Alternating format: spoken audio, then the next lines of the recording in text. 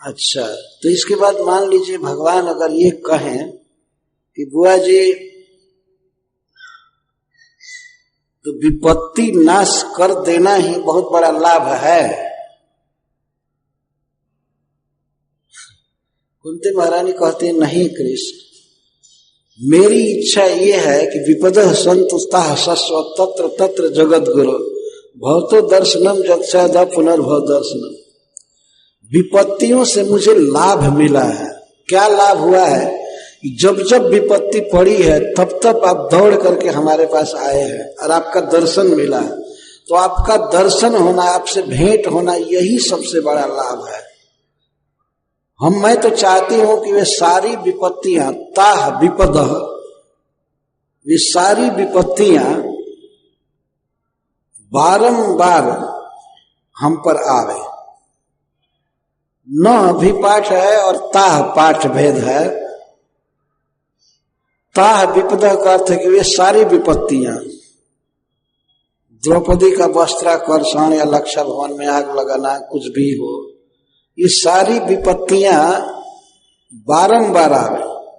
विपदा संतु, संतु बहुवचन में है, और विपदा वो विपत्तियां आवे। विपदा संतु न शश्वत, शश्वत निरंतर आवे, रोज विपत्तियां आवे। रोज द्रौपदी का चीर हरण हो और आप रोज बचाइए, आइए। तो विपद ही अच्छा है, विपत्ति ही अच्छी है जिससे आपका दर्शन होता है।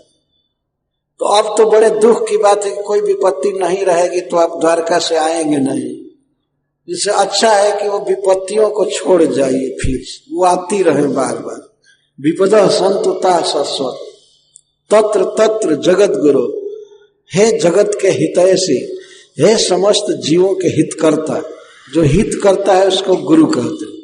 जगत गुरु का मतलब है समस्त जीवों के हित करता, सबका उपकार करने वाले। आप सबका उपकार करने वाले हैं।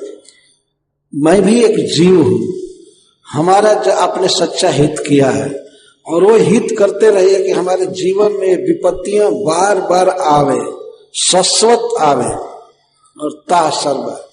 ये सारी विपत्तियां सदा आवे।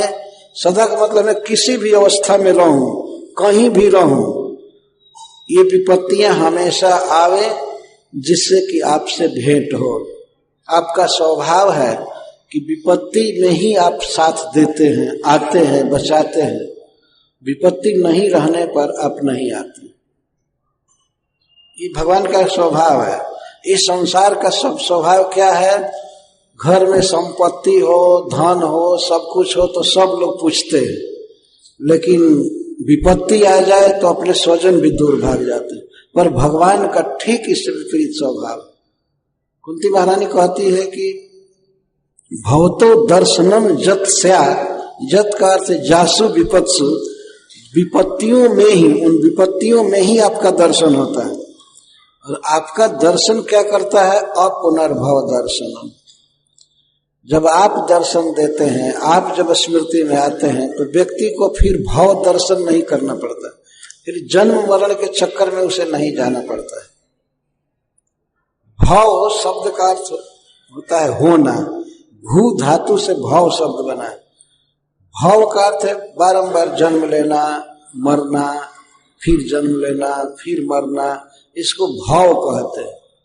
यह समुद्र की तरह दुस्तर है, यह एक महान जंगल की तरह है, भवाटवी या भव सागर।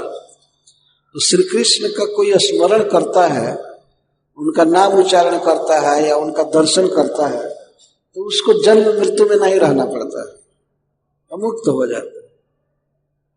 ये कृष्ण के दर्शन का प्रभाव है। तो कुंती महारानी कृष्ण दर्शन की लालसा से भगवान से विनय कर रही हैं, उन सारी विपत्तियों को पुनः पुनः आने दीजिए।